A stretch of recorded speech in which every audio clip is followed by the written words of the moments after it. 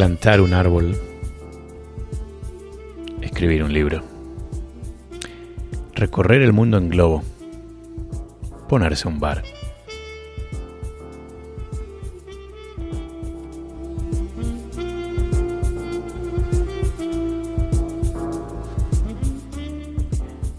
No todo se puede, pero hay sueños que se hacen realidad. ¿A quién no le gustaría tener el bar con más onda en una ciudad como Bilbao, con cientos de botellas, música en vivo y un desfile de personajes del mundo entero?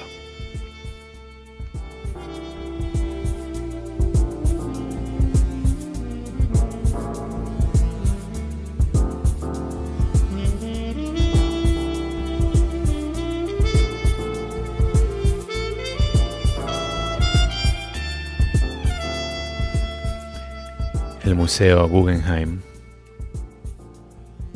el Casco Viejo, el Mercado de la Ribera, Plaza Nueva, el Centro Ascuna, el Papi, la Basílica y el Café Residence.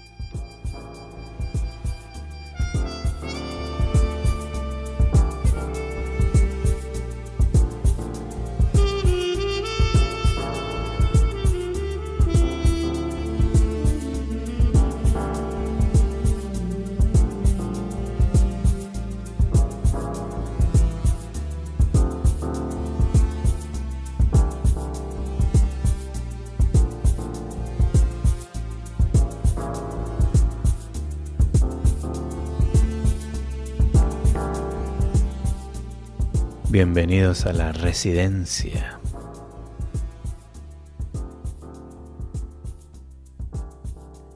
Una embajada sin pasaportes, en donde el acordeón nos hace acordar de que la amistad, el estilo vasco y los momentos inolvidables van de la mano. Y ya que hablamos de las manos, a levantar esa copa.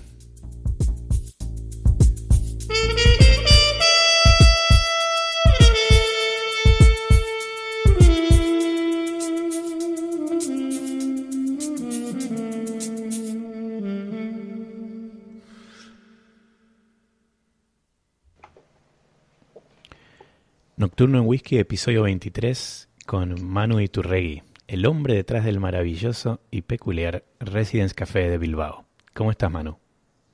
Muy buenas noches, ¿qué tal, Pablo? Bien, bien, Pues todo bien por acá. Un amigo de la casa ya, Manu estuvo en 2 episodios de Whisky en tu casa. Pronto habrá un tercero, así que, Manu, confío en vos. Sé que tenés el sí fácil. Ah, qué bueno, pues sí, si puedo, seguro, yo me apunto a un bombardeo.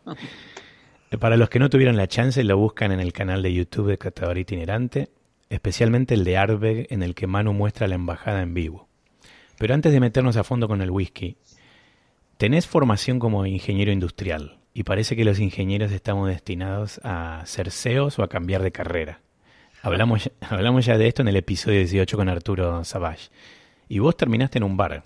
¿Cómo fue el camino hasta crear Residence Café?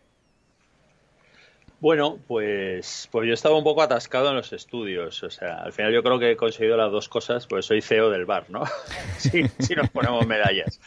Pero estaba un poco atascado en los estudios y no tenía muy claro lo que hacer. Y en aquel tiempo estaba trabajando, a la vez que estudiaba, estaba trabajando en una academia que sigue aún activa en Bilbao, Icastec, de estudios técnicos.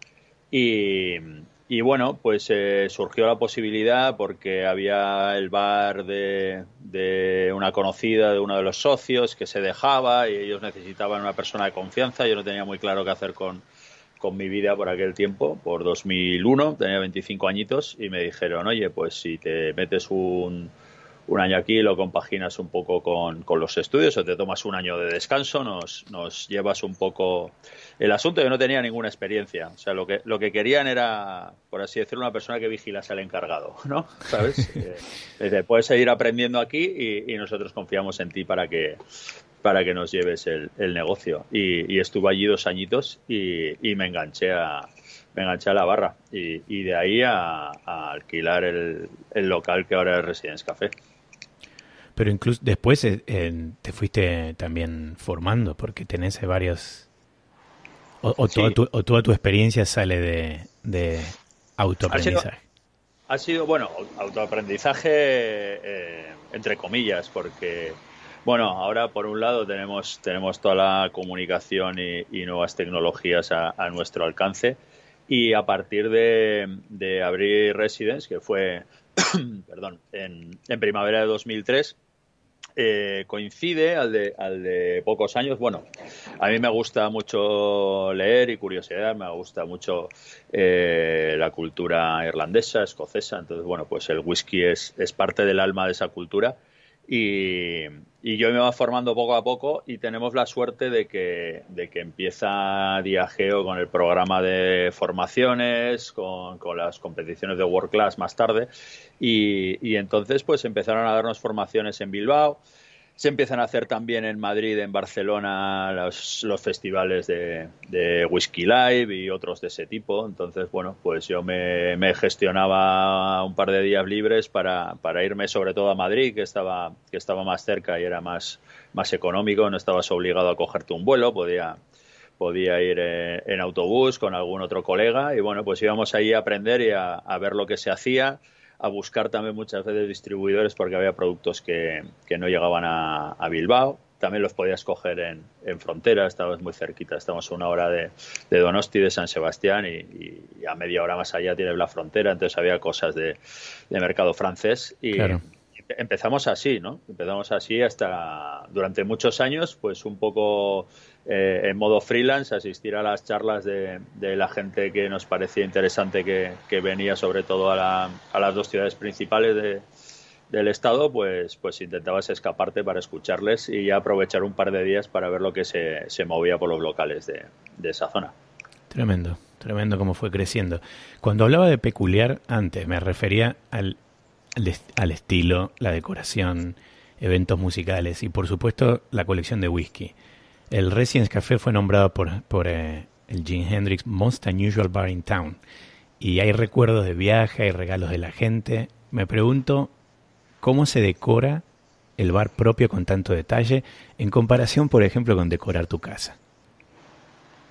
Bueno, pues el bar, el concepto, cuando yo lo abro, surge del bar donde a mí me gustaría beber, porque claro, empiezas con el negocio allí propiamente, sabes que vas a estar muchas horas, y a mí siempre me ha gustado mucho el ambiente de pub, o esa filosofía que te encuentras cuando viajas tanto a Irlanda, a Escocia, pero también a Inglaterra, de que la gente tiene su lugar de beber, ¿no? No es una franja por edad o por moda, sino que te encuentras a padres, hijos, abuelos, gente de diferentes edades que tiene un pub en común que le gusta. Uh-huh. Y entonces, bueno, a mí me pareció eso, o sea, que no hubiese reloj, que no hubiese prisa, que la gente que viniera a pasar el rato. Y luego, bueno, pues yo también tengo mi parte, mi faceta musical, toco el acordeón, entonces me apetecía mucho tener música en directo. El local es pequeñito, entonces, bueno, pues sobre todo lanzado a esta parte de acústicos para el ambiente en el local.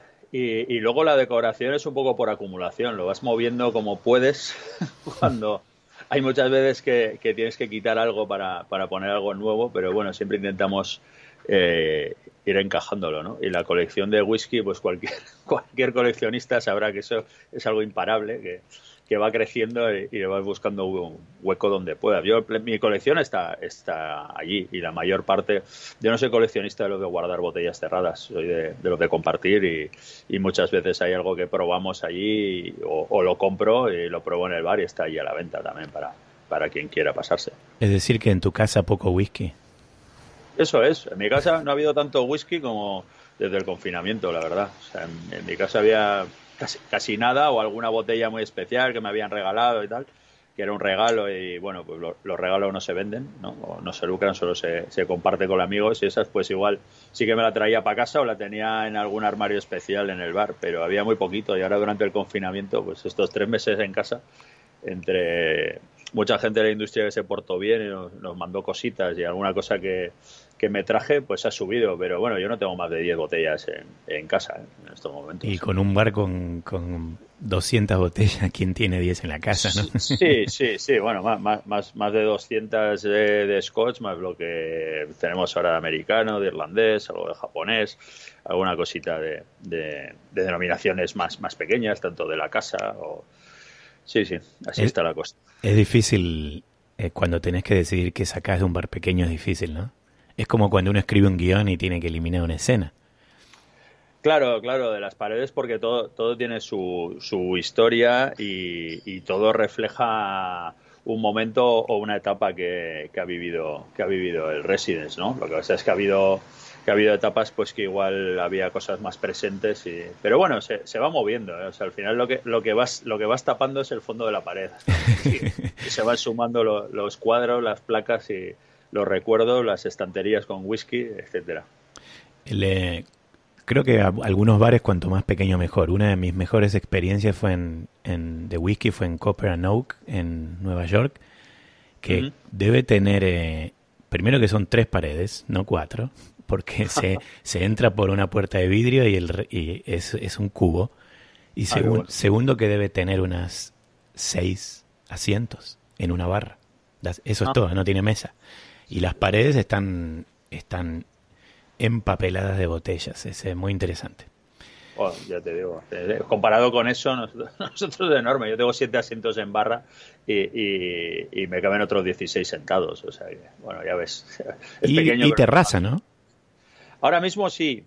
Después de la etapa de confinamiento, pues por ejemplo en Bilbao sí que el ayuntamiento nos permitió montar unas terrazas delante del local si teníamos posibilidad de ocupar la plaza de aparcamiento, que antes esto solo se solía hacer el periodo de fiestas, pero este año, bueno, desde la reapertura nos dejaron y de momento parece que seguimos. Dejaron hasta el 30 de septiembre, ahora han prorrogado hasta final de año. Entonces, bueno, mientras sigamos con esta situación, lo que pasa es que aquí ya entró el otoño-invierno, ahora mismo hace unos 12 grados, está lloviendo y la terracita que tenemos solo nos dejan colocar unas sombrillas. Entonces, pues, entre el frío y 2 amparados bajo la sombrilla, que como haga un poco de viento te mojas, pues tampoco tiene mucha vida en estos momentos. Veremos a ver si nos permiten hacer algo más. Habrá que tomar Cask Strength. Eso es, sí, directamente. ¿Cómo se siente la influencia vasca y tu identidad en el Residence, más allá de que es parada obligatoria después de visitar el Guggenheim? Bueno, yo creo que se siente toda mi personalidad en el local. Para empezar, yo saludo siempre en euskera. Entonces, si el cliente pues no habla el idioma, pues ya seguimos la conversación en castellano o en inglés. Más allá de allí ya tenemos que empezar a buscar vías intermedias de comunicación. Y bueno, no sé, puede ser un poco el espíritu o la personalidad así como emprendedora, y luego pues un poco el carácter que tenemos, que dicen de nosotros, de los vascos, un poco más serios, o que marcamos la distancia al principio hasta que coges confianza, y luego ya ahí la confianza y la amistad son eternas, ¿no? Lo que pasa es que, bueno, esa distancia a veces dura unos segundos y a veces dura toda una vida, ¿no? Claro, y además en un bar donde todo el mundo está con buena onda tomando, creo que es un poco más fácil también entrar en confianza. Sí, hombre, yo creo que sí. Hicieron una definición que me divirtió mucho, que hablaba de, bueno, son dos iconos que todos tendremos en la cabeza. Un periodista puso que era como el bar de la serie Cheers, pero estaba regentado por Moe Sisla, que es el de los Simpsons, ¿no? Entonces era Everybody knows your name, pero tampoco así tan simpático, ¿no? Me encantó. Algo así. Me encantó. ¿Qué le recomendás a alguien que está en Bilbao por primera vez? Alguien que no siga la guía turística. Bueno, a mí me gusta mucho callejear y hay muchos recorridos que están fuera de la vía turística. En el propio Casco Viejo, que todo el mundo te manda para allá, pues tienes calles que no están tan frecuentadas. Huir un poco de las que marca la guía para adentrarte en las otras, para perderte, y pasear por al lado de la ría. Yo creo que la ría es la identidad de Bilbao. Decimos ría y no río porque le afectan las mareas. No sé si por allá lo decís igual. O sea, que sube y baja. No todo el tiempo la corriente de agua va hacia el mar. Digamos, le afectan las mareas, sube y baja. Y bueno, esto ha provocado inundaciones más de una vez, claro, la parte aventurera de vivir, de que la ciudad esté junto al río. A mí un paseo por la ría, además ahora mismo que desapareció ya el paisaje industrial y se puede caminar muy bien, porque antes Bilbao era puerto interior, como lo fue a Sevilla en su tiempo, aunque el mar lo tenemos a 16 kilómetros, y había zonas que hasta hace casi 20 años pues eran zonas de contenedores, o incluso había unos astilleros pequeñitos, etcétera. Todo eso dejó paso al Bilbao que tenemos ahora, un poco más menos gris, pero más de postal. Entonces, bueno, la vida cambia, menos nocturno, menos canalla quizá, pero bueno, más agradable para el paseo, ¿no? El mar a 16 kilómetros, pero la lluvia se escucha como si estuviésemos en la costa. Sí, vamos, bueno, yo ahora mismo estoy en casa, estoy en el balcón, y yo vivo en Gallarta, que es la zona minera que estaba ya muy, muy cerquita del mar, de donde era oriunda Dolores Ibarruri, la pasionaria, que fue una político muy importante en nuestro país, líder del Partido Comunista y muy militante en la guerra civil contra Franco, y bueno, luego exiliada, bueno, todo esto que sucedió por acá hace muchos años. Y nada, estamos a 2 kilómetros del mar, o sea que soy en la lluvia, sí. Se escucha muy bien, me pone romántico. ¿Vamos a tomar, Manu? Sí, genial. Yo tengo por aquí, ¿te cuento yo? ¿Me cuentas tú primero? No, siempre el invitado primero. Siempre el invitado. Mira, pues yo acabo de abrir, tengo ya en la copa un Glenmorangie Signet, que me acordé de estas conexiones que hicimos con Ardbeg y Glenmorangie, y es de las botellas que tengo en casa porque me la regaló Dani Sempere, que es nuestro ambasador para nuestro mercado de Glenmorangie y Ardbeg, y me lo regaló hace un par de añitos hace año y medio, por el nacimiento de mi hija. Entonces estas son de las que hay que guardar y para los invitados en casa. Y además, como me puse un café y estoy fumando un poco, pues me parece que es un whisky que estas notas de chocolate, de café que tiene, va genial para... Sí, increíble, y gracias por compartirlo conmigo en whisky tan especial. Yo también tengo algo especial. Tienes por ahí.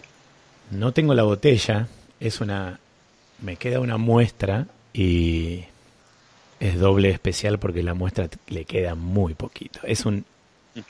Hablando primero por lo especial que es para vos, Ardbeg, y conectando con lo que hicimos en whisky en tu casa, tengo un Ardbeg Ardbog. Qué bueno. Y esta botella es una edición limitada que salió en el Ardbeg Day del 2013. Y está acabada en ex manzanilla, que no se ve mucho whisky ex manzanilla. No, la verdad es que no. A mí me sorprendió y es uno de mis favoritos, que me gusta volver a él. De hecho, queda en el bar, queda aún. Y a la gente tampoco le creas que, por lo menos a mi clientela le fascinó, pero a veces pasa que cuando vuelves, hace poco un cliente me pidió, porque teníamos todavía Uriverdes y teníamos todavía Arbog. Y me dijo, joder, voy a volver porque no guardo recuerdo especialmente bueno. Parece ser que siempre guardamos mejor recuerdo de lo que se acaba rápido, ¿no? Pues claro. El Kelpie que voló, el Perpetuum, Black, nos queda un poquito, la última botella allí abierta. Y volvió a ellos y me dijo, joder, pues sí, están estupendos. O sea, que a veces merece la pena volver desde la distancia y encontrarlos, ¿no? Es tremendo. A mí lo que me gusta de este es que tiene esa mezcla de manzanilla, le otorga esas notas frutales y hasta de pastel como glacé, se siente hasta un poco mantecado, y cuando se mezcla con la parte más salina, la carne ahumada, creo que hace un whisky maravilloso. Es uno de mis Ardbeg favoritos. Claro, el frescor de la manzanilla y que el propio vino nos recuerda a flores y tal, pero tiene ese componente salino. O sea, al final la manzanilla ya en Sanlúcar, en el triángulo mágico de Jerez, tiene ese punto de mayor cercanía al mar Sanlúcar de Barrameda respecto a Jerez de la Frontera, que le otorga al velo de flor como mayor potencia, mayor fuerza, y las manzanillas suelen tener un punto salino y no tan seco como el fino, ¿no? Y bueno, aquí yo creo que en Arbox está presente. Que tampoco se encuentra mucho whisky acabado en fino y o madurado en fino, que también creo que son muy interesantes. Hace un par de años Lafroy sacó el Carcheas fino. Uh-huh. Y también aprovecho hace poco lo tuve a Guillermo Arce de Valdespino en el podcast. Aprovecho para mandarle un saludo. Acabo de recibir un fino de Valdespino y lo voy a abrir este fin de semana. Qué bueno. Sí, yo creo que se tiende más a las barricas que han contenido Jerez de crianza oxidativa, a los olorosos, a los Pedro Ximénez, etcétera, y más que a lo de crianza biológica como el fino o la manzanilla, pero tiene un punto muy muy divertido. Y si se usa alguna barrica que haya contenido amontillado, palo cortado, también le da unas notas que al final ese vino ha pasado por las dos crianzas y son muy interesantes. Yo tuve la suerte en un experimento que han hecho los de Bodegas Sánchez Romate, que ellos elaboran vinos allí en Jerez y también el brandy, Cardenal Mendoza, y ellos compraron New Make Spirit a Escocia y fueron haciendo un envejecimiento a la manera que ellos hacen, que es del sistema de criaderas y soleras en Jerez, pero digamos que toda la línea de criaderas y soleras era de un tipo de barricas, y pudimos probar el envejecido en amontillado, en oloroso, en Pedro Ximénez. Y yo les pregunté lo mismo, ¿y no habéis hecho nada con fino? No, bueno, es que para el whisky queremos sacar las notas dulces, ¿no? Pero bueno, ahí está, lo dejamos caer. Wow, qué interesante. El que yo recibí es el palo, perdón, no el fino, sino el palo cortado. Ah, el palo cortado, o sea, genial. Había dicho fino. El palo cortado incluso más difícil de conseguir que whisky fino. El año pasado Bunnahabhain salió con uno, pero uh-huh. son barricas muy especiales que salen cada tanto, entonces es incluso más difícil que la industria del Jerez las quiera alargar para mandarlas al whisky mientras las tengan en la solera, que siga envejeciendo. El palo cortado viejo CP de Valdespino, si no me equivoco, tiene más de 20 años. Claro, puede ser, sí. Volviendo al whisky, y ya que estamos que hablamos de Ardbeg, ¿por qué Ardbeg? Te pregunto. ¿Por qué te metiste con Ardbeg con tanta pasión y cómo se logra convertir un bar en una embajada? Mira, pues resultó que yo creo que el primer Islay que probé fue el Lagavulin 16, que aquí estuvo muy muy de moda en Bilbao. Yo creo que en el mercado español Diageo ha sido pionero en muchas cosas, desde el posicionamiento de Cardú como single malt más vendido después de muchos años y comerle un poco terreno a los blended clásicos añejados, como podía ser Chivas 12, que igual era un poco el rey en el mercado normal, digamos. Pues también esta colección de classic malts que sacó ahí con Glenkinchie, Dalwhinnie, Talisker Oban, Lagavulin y Cragganmore, creo. Salió allá. Fue mi primera aproximación al Islay. Y una de las primeras catas que tuvimos en el bar, en el Residence, hace muchos años, que hacíamos de vez en cuando, porque el entonces brand ambassador, un chico francés llamado Nicolas Ducos, que ya no sigo manteniendo relación con él por redes, pero ya no está relacionado con la industria del whisky, pues hizo una cata en Residence y trajo Glenmorangies y se traía el Ardbeg 10 porque yo creo que fue por 2009 o algo así, llegaba al mercado español para probarlo al final como curiosidad. Y nos encantó a mucha gente. Dijo, oh, un Ayla, porque hasta entonces yo creo que encontrabas Lagavulin, Bowmore, igual algo de Laphroaig y Ardbeg no se conocía.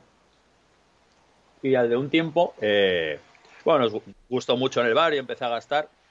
Y este, Nicolás, me llamó y me dijo, mira, estoy llamando a 2 o 3 locales que la experiencia ha sido buena y os ha gustado, porque tenemos un problema. O sea, no se han dado las ventas que esperaba la casa para continuar Ardbeg en el mercado español. Tengo que llegar a una cuota de consumo, y yo quiero que Ardbeg esté en el mercado español. Tengo 2 opciones. O digamos, entre comillas, tiro la marca, intento buscar un gran acuerdo con alguna cadena de supermercados para la venta en Navidad, rollo Carrefour o el Corte Inglés o alguna cosa de estas. Entonces llego a los números y vemos lo que pasa el año que viene. O lo que yo quiero es que haya unos locales que prescriban, etcétera, y él me ofreció un cupo a muy buen precio, a mí, a algún local en Barcelona, otros en Madrid. Me dijo, si alcanzamos esto, podemos intentar entrar en el programa que hay internacional de embajadas para el año que viene, nos podrían llegar más cosas, etcétera. Dice, si simplemente llego al cupo y lo vendo, el año que viene seguirá solo habiendo Ardbeg 10. Si empujamos entre unos cuantos, yo creo que lo podemos lograr. Y así fue. Y así nos lanzamos y en 2011 entramos en ese programa de Ardbeg Embassy, que todavía no existía en el mercado español. Creo que ya había por países nórdicos que ya estaba más posicionado.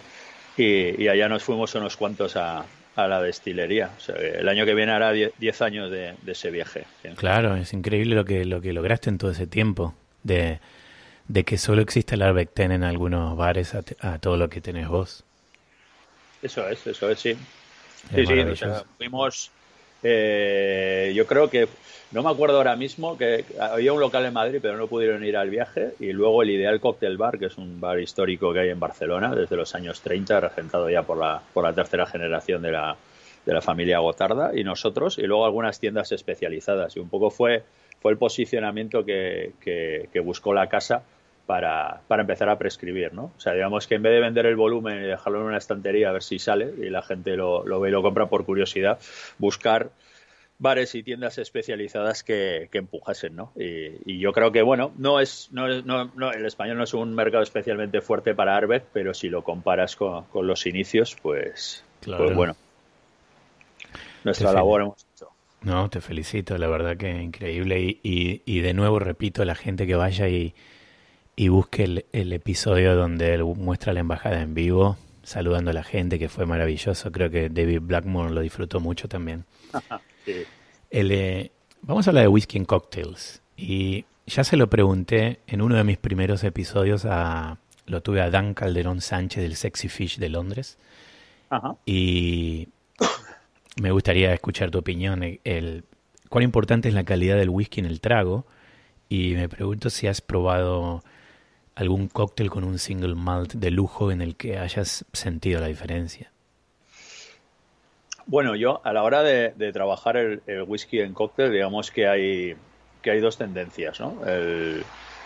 Los que, o sobre todo como se empezó hace unos añitos, que era el whisky se tiene que notar, y entonces hacías whisky cócteles para bebedores de whisky. O sea, si no eras un bebedor de whisky solo, los cócteles que se presentaban en las barras no te iban a gustar, porque la presencia y la influencia del whisky era muchísimo, y se trataba prácticamente de manipular lo menos posible. O sea, se hacían variantes de old fashion y poco más, ¿no? Es una gran aproximación a beber el whisky, porque lo vas a encontrar ahí, pero va a ser una manera más amable de entrar. Uh-huh. Pero parecía que había miedo a la hora de experimentar con él. A día de hoy, la propia industria escocesa, sobre todo hablo del Scotch en ese sentido, ¿eh? Quizá los americanos han tenido menos prejuicios a la hora de mezclar sus bourbon y sus rye, también son la cuna de la coctelería ya, ¿no? Pero aquí sí que se ha abierto desde marcas como Monkey Shoulder ya, o Copper Dog, pensadas para mezclar siendo maltas, siendo blended malts. Uh-huh. Pero se sigue hablando, digamos, que hemos subido el listón de la calidad. No hace falta mezclar un blend normal y el malta bébetelo solo. Hemos subido un poco ese listón de si tienes un single malt, un buen single malt, lo puedes mezclar, ¿por qué no? Pero tampoco se va a los de lujo, excepto quizá pues en estos experimentos de world class que la gente hace con Johnny Blue, etcétera. Pero yo sí que, en mi opinión personal, además como bebedor de whisky, claro, si tienes buena calidad de ingredientes, te saldrá un gran cóctel y se va a notar. Pero llega un momento en que yo no sacrificaría una botella de whisky de super lujo, claro, para mezclarlo mucho. Sí que quizá puedes buscar... ahora las casas separan un poco entre un cóctel y lo que llaman el perfect serve, o se está yendo hacia los highballs, o dices, bueno, pues puedo intentar mezclarlo, pues haces un servicio con chocolate o con frutos secos o con algún queso, o perfumo la copa con un jerez o con un perfume que yo tenga, o ahumo la copa en caso de que no sea un whisky turboso porque quiero darle notas de humo pero que no sean de turba, etcétera, que ahí seguimos manipulando muy poco y ahí sí que podrías irte a un whisky más superior, ¿no? Pero si vas a hacer algo como un sour, etcétera, quiero decir, sí que se va a notar, pero hasta dónde estás dispuesto a gastar, ¿no? claro. Cada uno es cada cual, y a veces tiramos al lujo por el lujo, o como hace el maestro Calabrese, voy a hacer el Negroni más caro de la historia porque la botella de Campari es de hace 100 años, la de Vermouth es de hace 150 y la de Ginebra de hace 200. Bueno, pues bien, y habrá alguien que pague 4.000 libras en subasta por tomarse ese Negroni, pero ¿te ha aportado algo más que la satisfacción de tener 4.000 libras y gastártelas? Pues organolépticamente probablemente, claro. probablemente no. A no ser que haya sido... A no ser que hayan cambiado la fórmula. Igualmente, me gustó la palabra muy acertada que usaste antes del sacrificio, ¿no? De hasta dónde sacrificar una botella preciada de una colección. Usted, que es un experto aficionado al puro, ¿qué me pierdo yo al no combinar whisky con habanos? Bueno, ahí lo primero es que te tienen que gustar. Te tiene que gustar fumar. Si no eres fumador, probablemente no te pierdes nada, claro. La sensación...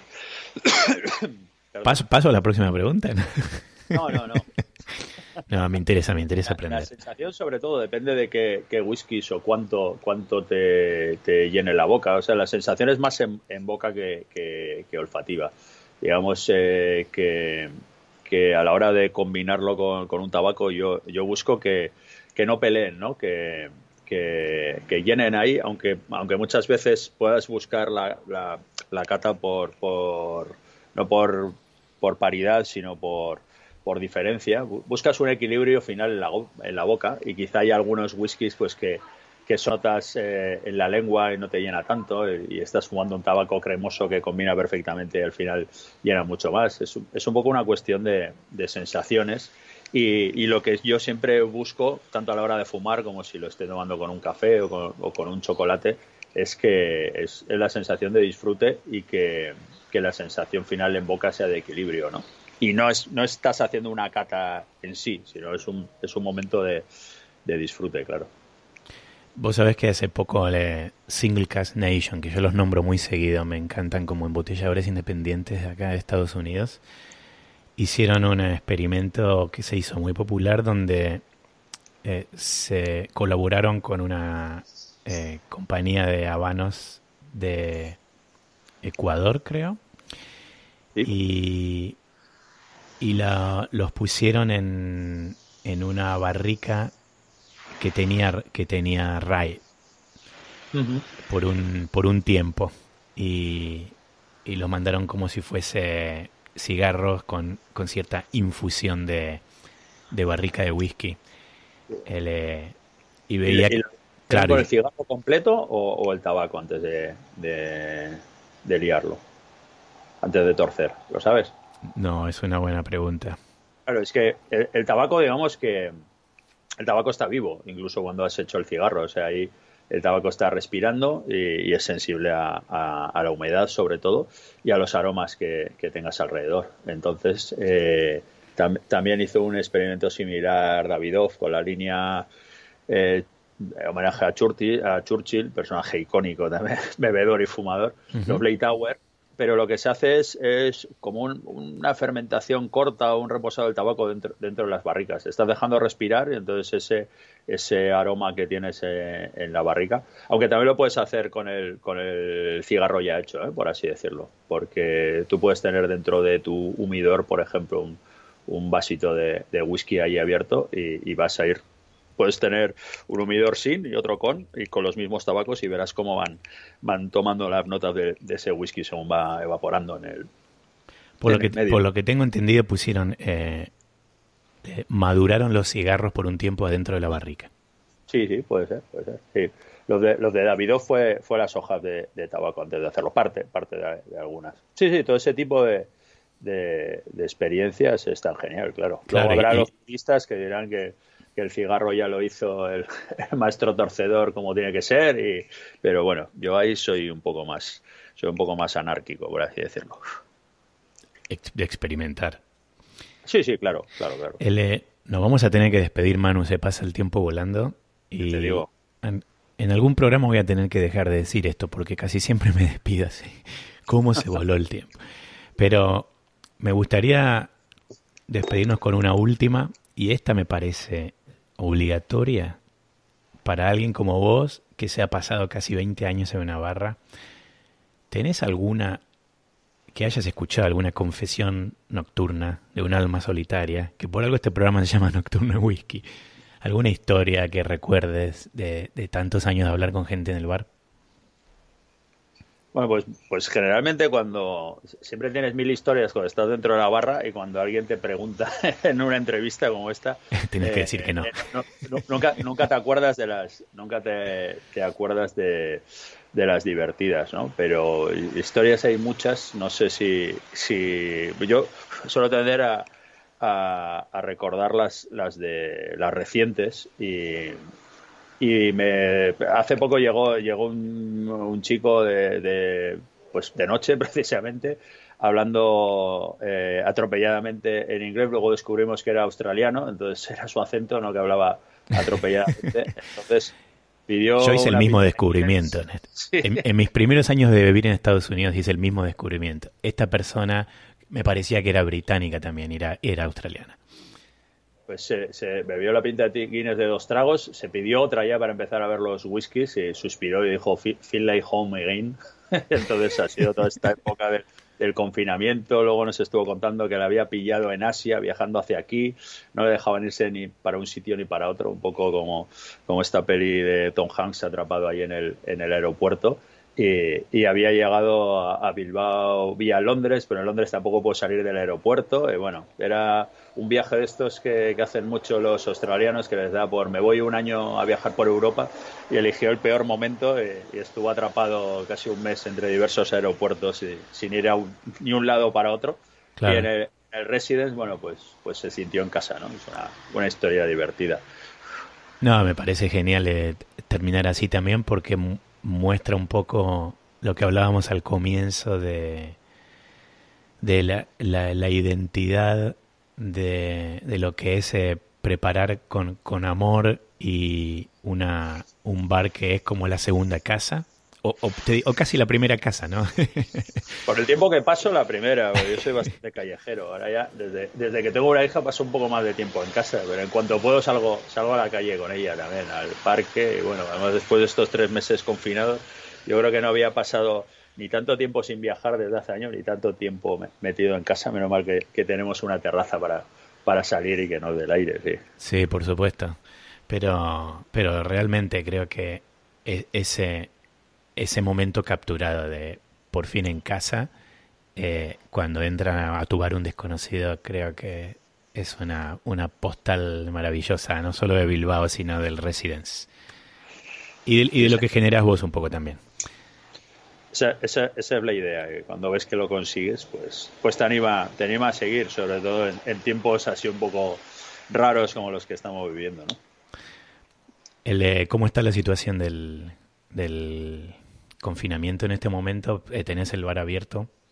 Sí, nosotros estamos con el bar abierto desde junio. Lo que pasa es que nos metieron 2 restricciones de horario. Una a finales de julio, que obligaron a cerrar a todo el mundo a la 1 de la madrugada.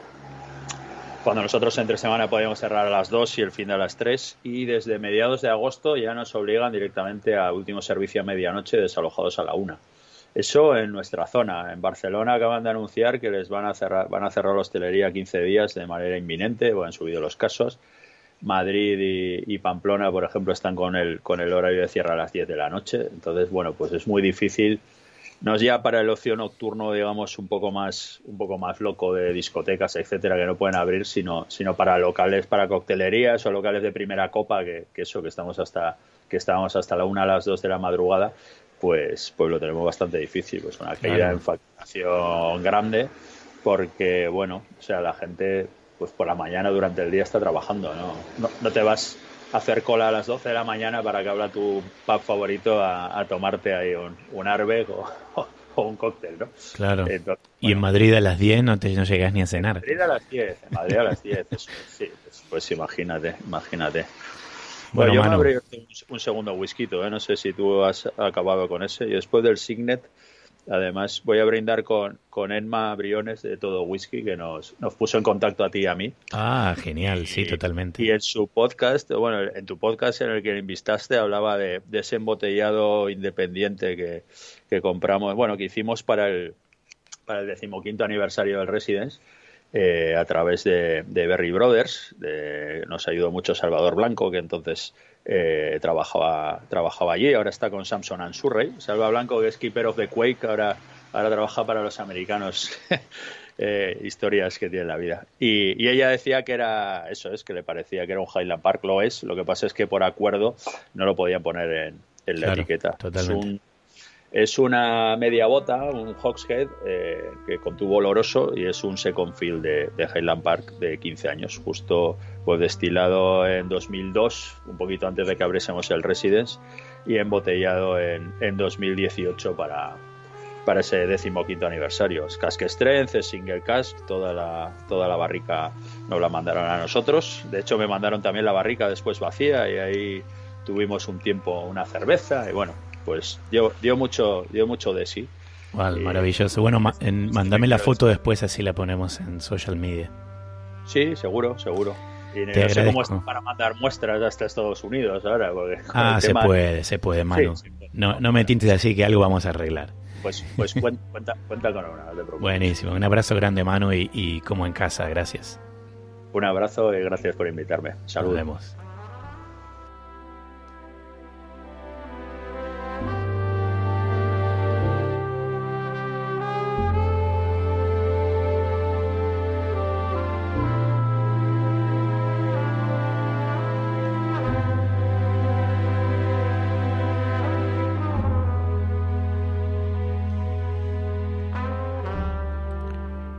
Saludos a Pablo y a Andrés, que acompañaron hoy con un Ardbeg Alligator, pavada de Ardbeg, Andrés. Y Pablo optó por un Compass Box. Soy fan de Compass Box, así que muy buena elección.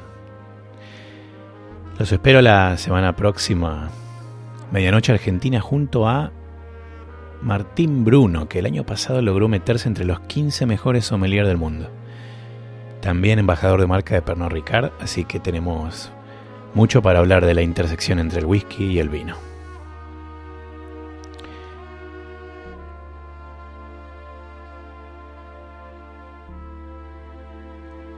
Saludos sin, siempre firme, y feliz Día de la Madre por adelantado para este fin de semana, para todas.